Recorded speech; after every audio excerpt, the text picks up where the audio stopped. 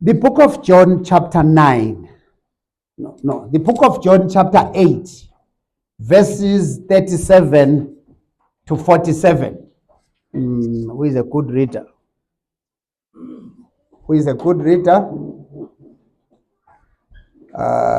John chapter 8, verses 37 to 47.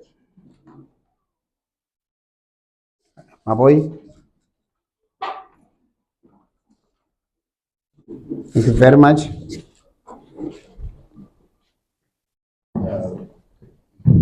John chapter 8, verse 37. I know that you are Abraham's seed, but you seek to kill me, because my word has no place in you. I speak that which I have seen with my father, and you do that which you have seen with your father. They answered and said unto him, Abraham is our father. Jesus said unto them, If you were Abraham's children, you would do the works of Abraham. But now you seek to kill me, a man that has told you the truth, which I have heard of God. This did not Abraham. You do the deeds of your father. Then said they to him, We be not born of fornication. We have one Father, even God. Jesus said unto them, verse 42, If God were your Father, you would love me, for I proceeded forth and came from God. Neither came I of myself, but he sent me. Verse 43, Why do you not understand my speech? Even because you cannot hear my word. You are of your father, the devil, and the lusts of your father you will do. He was a murderer from the beginning, and abode not in the truth, because there is no truth in him. When he speaks a lie, he speaks of his own, for he is a liar and the father of lies. Verse 45. And because I tell you the truth, you believe me not. Which of you convinceth me of sin? And if I say the truth, why do you not believe me? And his that is of God heareth God's words. You therefore hear them not, because you are not of God. Thank you. May the Lord bless the reading of His word. The title this morning is The Chip of the Old Block. The Chip of the Old Block. It's an English saying. I don't know how in Chikaranga we are going to put that. But ngesindebele udiwo lufuze imbiza. What we are simply saying, the chip, when you cut a chip from the block, it resembles the tree where it came from. So here the passage is talking about the two fathers. The people are arguing to be God's children. And Jesus Christ is challenging them that if God was your father, you need to show the resemblance of your father. But then he goes ahead to tell them that the genes that you are manifesting, the traits that are showing from you are simply not the traits or the resemblance of God, but you are showing the traits of the devil, the similarities, the resemblance of the devil. That's what you are showing. So here what we are seeing is a dispute. There are two fathers. We need to do a paternity test. We need to do a DNA test so that the two fathers are going to be, specimens are going to be taken from the two fathers and also from the children themselves, so that we match and see who the children resemble. Because if there is a dispute, even before the science was used to determine, when there was a boy or a child in the village and the father is not known, if they possibly they go to men number X and say, we have your child over here, they will send an old lady to that home and she will get hold of the baby. Look at the fingers, look at the smile, look at the eyes, look at the toes. By the time this old lady leaves this place, she would have known whether the child belongs to them. They would have a way of knowing by looking at the features, by looking at the baby. Do they resemble our people? So Christ is in a discussion with the church, with the Jews. They are claiming to be God's children. But he's engaging them to say, if you are really God's children, you don't have to claim it. You need to show it. You don't have to tell me. I need to see it. The question this morning is, whose child am I? Whose child are you? We hear what you claim. Certainly we do. But we want to look at your features, want to look at your eyes, want to look at your fingers, want to look at the features that are showing on you. Whom do you resemble? Want even to listen to your speech. What are we hearing? Whose voice is coming out of you? So we need to go through a paternity test so that we can tell, whom do you resemble? That question we don't have to ask somebody else, but that question you need to ask yourself. Whose child are you? This morning we saw some babies being dedicated. You look at them, you see the features of the parents.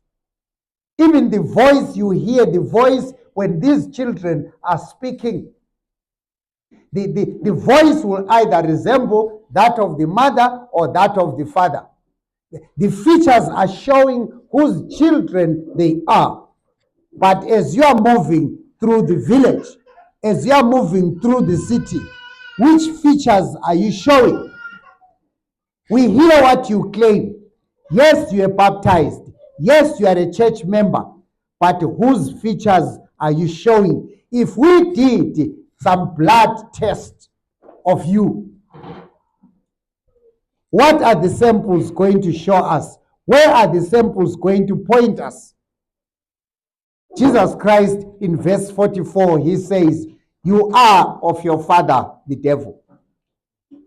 Because the desires of your father, those are the ones that you are really doing. Your father, the devil, was a murderer from day number one, right from the beginning. And he is a liar. He doesn't stand for the truth. That's what the devil is. And these are the features that are manifesting in my life and possible in your life. This is very sharp. We need to think about it. For a long time, we've called ourselves Christians. For a long time, we've called ourselves God's people. But whose features are we showing? Whose features are we showing? Verse 44, he says, you are of your father, the devil. He was a murderer from the beginning. Are there any murderous traits that I am showing in my life? How many people do I hate? How many people do I think small of? How many people do I really care about?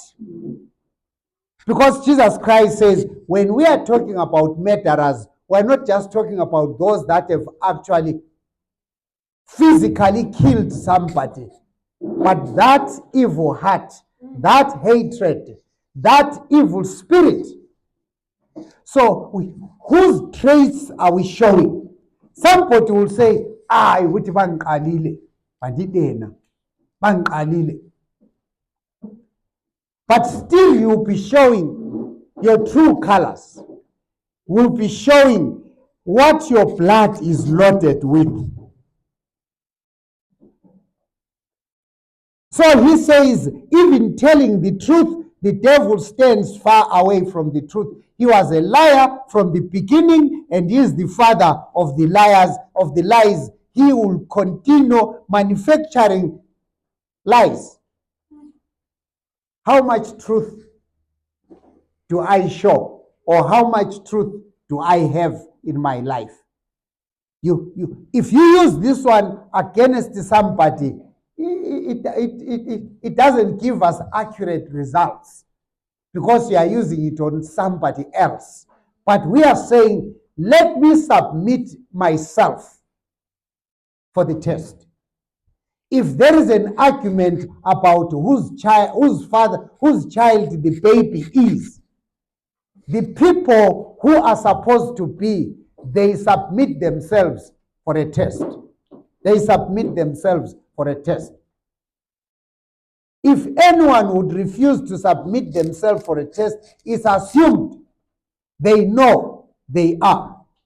That's why they don't want to submit themselves. But if somebody is innocent and he knows he is not part of he would submit himself for a test because he would know the results are negative. So what we are saying this morning is that I should submit myself for this test so that it would show whose child am I? What traits am I showing in my life? If I can use this against myself so that really at the end of the day, I would see that I am found wanting because there are unique traits, there are unique features, there are those distinguishing marks that are showing my true colors. So what we need to do is to make sure that we stand in front of a mirror for the truth to show about me. Who do I resemble? I can't take somebody in front of the mirror and say, let's see who you resemble. It's a situation where I take myself to the mirror. It's a situation where I want to be honest with myself. Because if I am a child of God, I must show the features of God.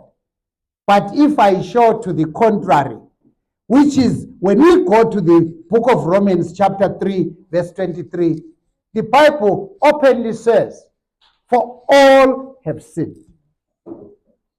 Right now, all of us are suffering from those features that are showing or pointing to the devil. He has given us all those habits and we've accepted them. We have taken his language. We have taken his practices. We have spent time kumaraini. We have spent time with the devil. We have spent time in the neighborhood such that the language of the neighborhood is ours. The practices of the neighborhood are our practices. If you are in Rwanda, or if you read about the history of Rwanda, that time, more than half the country was Adventist. That time in Rwanda, more than half the country was Adventist. But you ask yourself, how then did it happen? Where was the church where it happened? The church was there, and the church was taking an active part. It was. How? Because they had accepted the language of the neighborhood. I was here in this country before independence. I cannot stand up and say our church was not part of it. I cannot.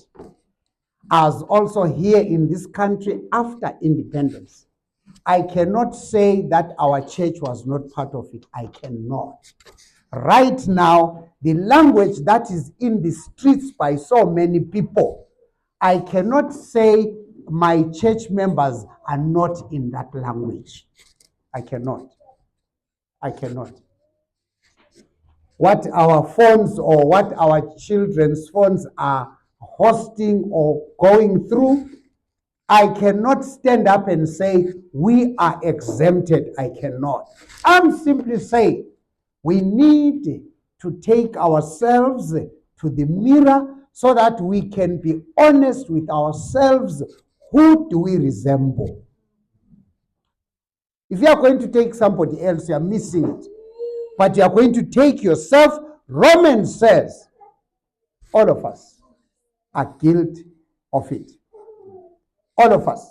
So if we are in that situation, Ezekiel 36, verses 26 and 27, what does it say? Ezekiel chapter 36, verses 26 and 27. This time no one would not submit themselves because we realize that we are all found wanting. Those of us who look very pretty and those of us who look very handsome, but we realize that when we come to this subject of wickedness and sin, we have stayed long in the neighborhood. We are speaking the language of the devil. We are doing the practices of the devil. We have played a long time in the neighborhood such that we are now the children of the neighborhood. We have been adopted to the neighborhood. We are part of the neighborhood, such that there is no one of us who is exempted because we are all suffering from that. Verse 26 says, I'll give you a new heart, and I'll put a new spirit within you. I'll take the heart of stone out of your flesh and give you the heart of flesh. I'll put a new spirit within you and cause you to walk in my statutes, and you will keep my judgments and do them. Jesus Christ is willing to do a transplant.